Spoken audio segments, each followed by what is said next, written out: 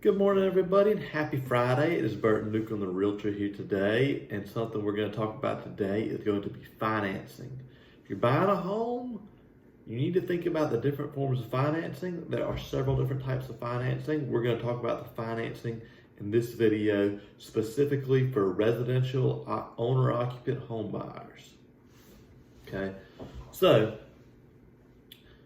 a very popular loan for many people who've been in the military, they're retired veterans, or they served in any of the armed forces.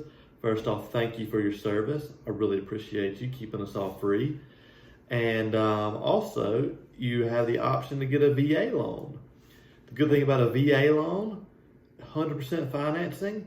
In many instances, sometimes they have lower interest rates.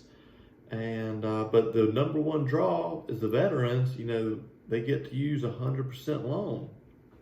That's a fantastic thing for our veterans, for sure. I see it, I deal with it all the time, and it's a lot of fun. So once again, thank you for our services.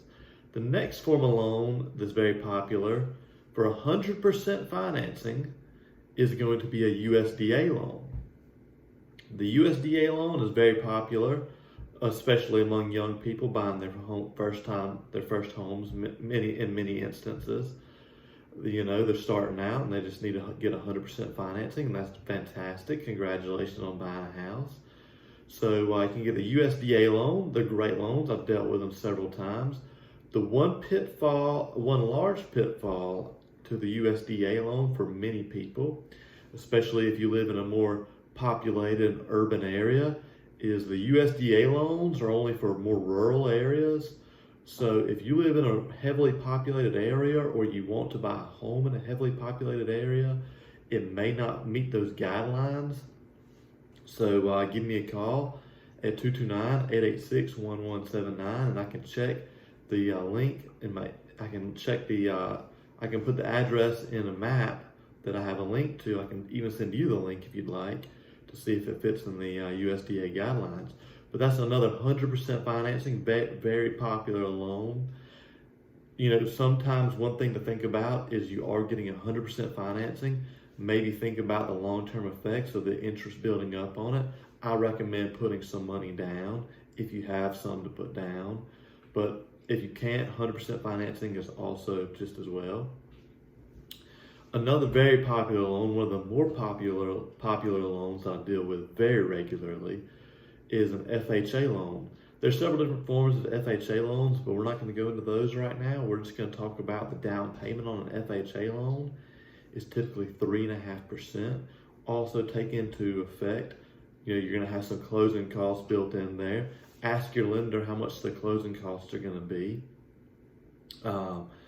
That is not included in the 3.5%, but in many instances you can ask the seller to cover the closing costs or a portion of the closing costs. Now also understand, say you ask for $6,000 in closing and you only have, say, $4,500 in closing, there leaves a difference there. You cannot use that the rest of that difference will go back to the seller. It will not go to you as a buyer to represent any of your down payment, because the FHA guidelines, I have been told by several lenders, they do not allow that. So ask your lender to clear that up for you a little bit more, because they're a lending professional. They can tell you if that can or cannot happen, but I've been told it cannot. But an FHA loan, you put down 3.5% of the purchase price of the home. Very popular loan, great loan, very simple to deal with. And I definitely recommend looking into that if you're looking at buying a home. Another very form of our last loan that we're going to talk about is another very popular loan. It's going to be a conventional loan. Typically, conventional loans, depending on every different lender. So ask your lender what they would want down,